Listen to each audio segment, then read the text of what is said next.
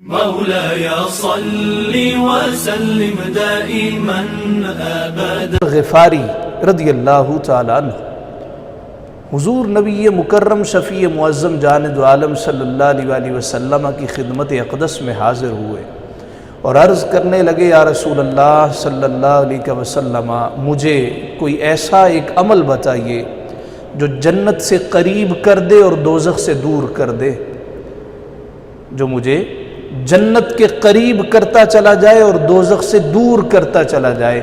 آپ نے فرمایا، لا الہ الا اللہ۔ جو بندہ کثرت سے لا الہ الا اللہ کہتا ہے، اللہ اس کو جنت کے قریب کرتا چلا جاتا ہے اور دوزخ سے دور کرتا چلا جاتا ہے۔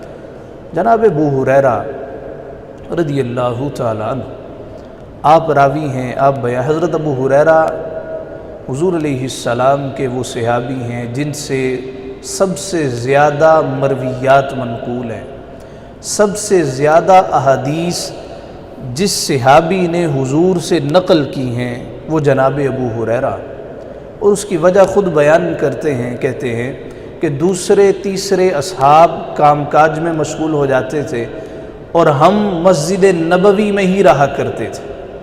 مصطفیٰ کریم علیہ السلام نے وہاں پہ ایک چبوترا بنوایا تھا جس کا نام تھا صفہ۔ وہاں رہنے والے کبھی انتہائی کم ہو جاتے، کبھی ان کی تعداد 70 تک پہنچ جایا کرتی تھی۔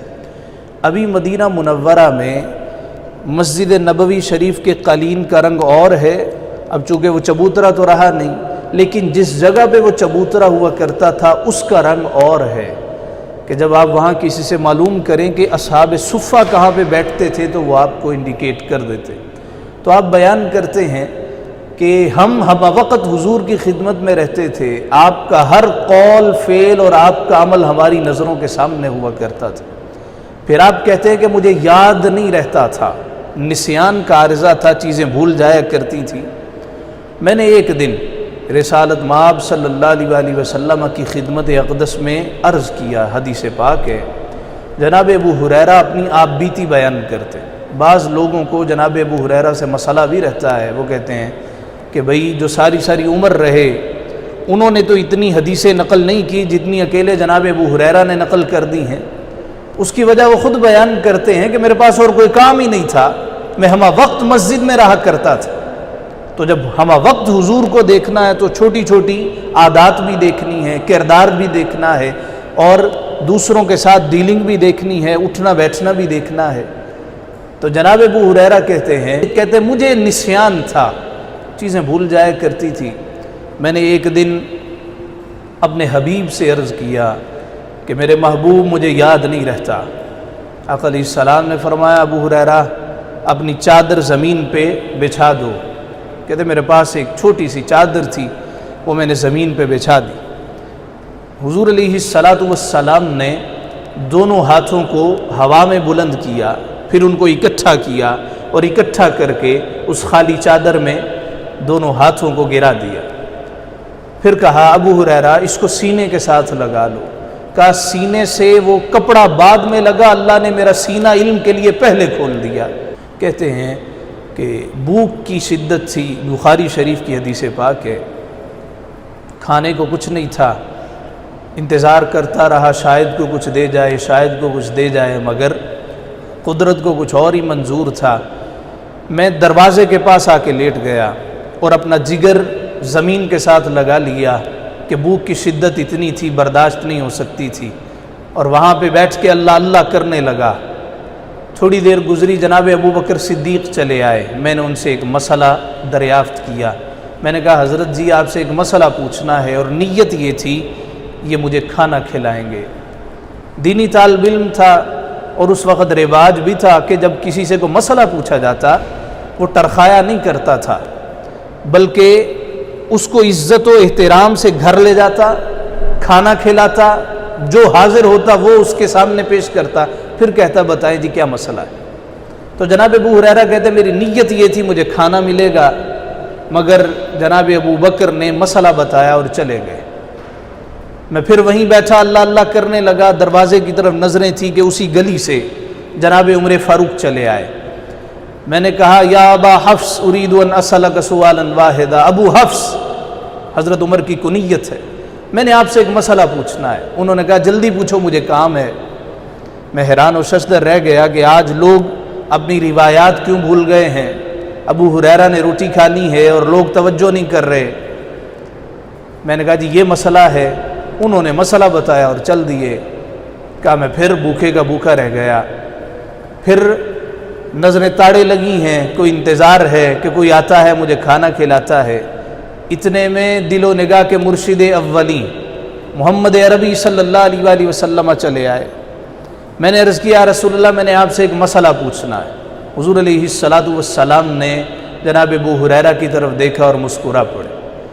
جناب ابو ہریرہ کہتے ہیں فقد عرف ما فی نفسی وما فی وجہی، حضور نے جان لیا کہ ابو ہریرہ کے اندر کیا ہے اور اس کے باہر کیا ہے۔ حضور کی نظر مبارک ہے، اللہ تعالیٰ جس پہ انعام کرنا چاہے، ہم آپ کون ہوتے ہیں ترازو لے کے تولنے والے؟ اللہ جس پہ کرم کرنا چاہے اللہ کرم کرتا ہے، اور مصطفیٰ پہ بے حد کیا ہے۔ کہ جان لیا جو اندر ہے جو باہر ہے۔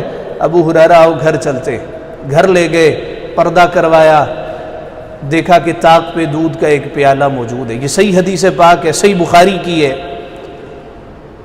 جب میں نے پیالہ دیکھا تو جان میں جان آئی، لو بھی اب یہ نوش جاں کریں گے۔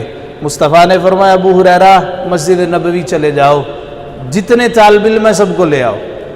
کہ میں گیا تو 70 لوگ تھے، ایک پیالہ، پھر وہی پہلے والی حالت ہو گئی بھی یہ کس کو پورا آئے گا۔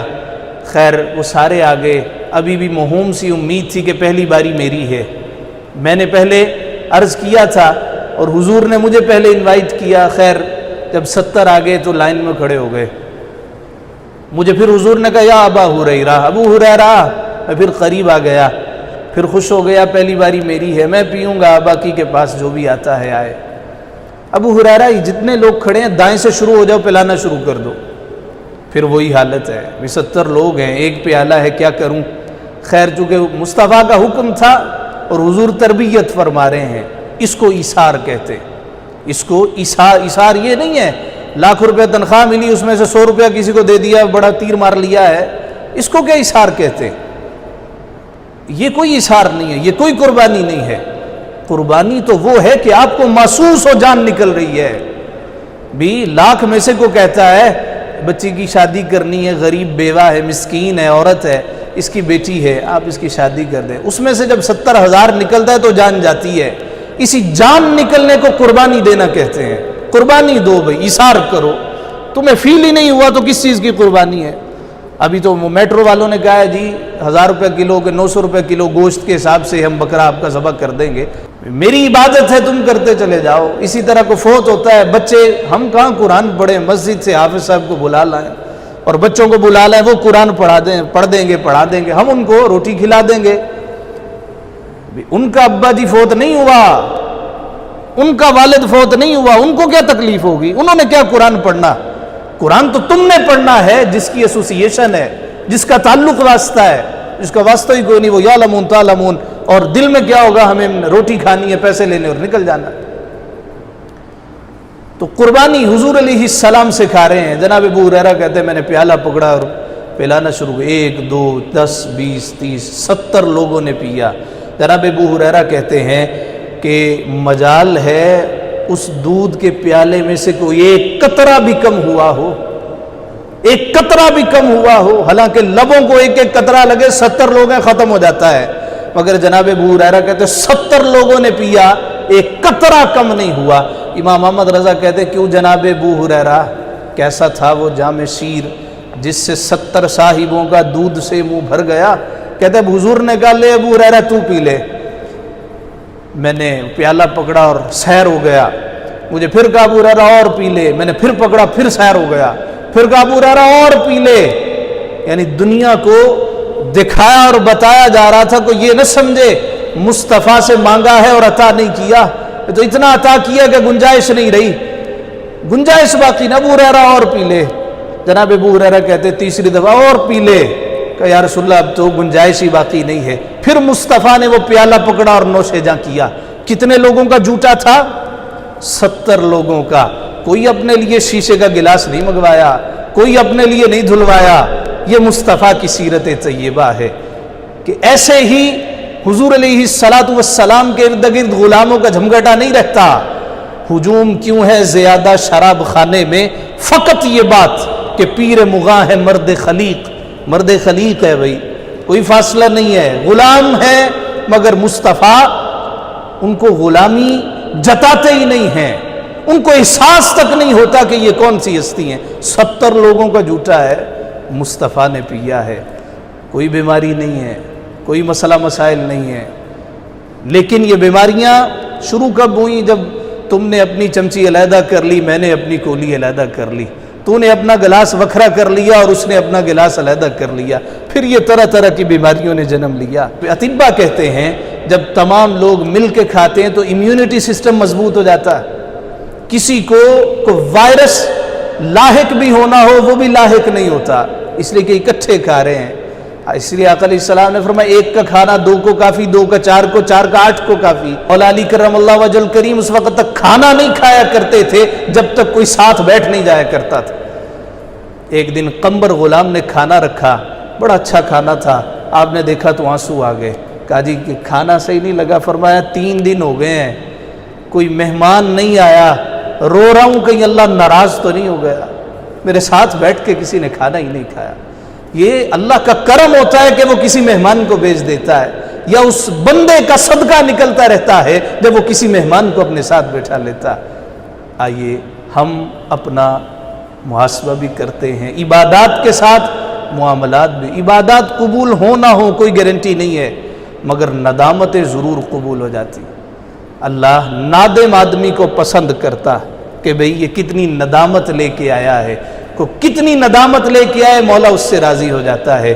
ختم ہو جائیں گے سب تکیے بھروسے ایک دن، انور مسعود صاحب نے لکھا ہے، ختم ہو جائیں گے سب تکیے بھروسے ایک دن، ایک فقط حسن عمل کا آسرا رہ جائے گا.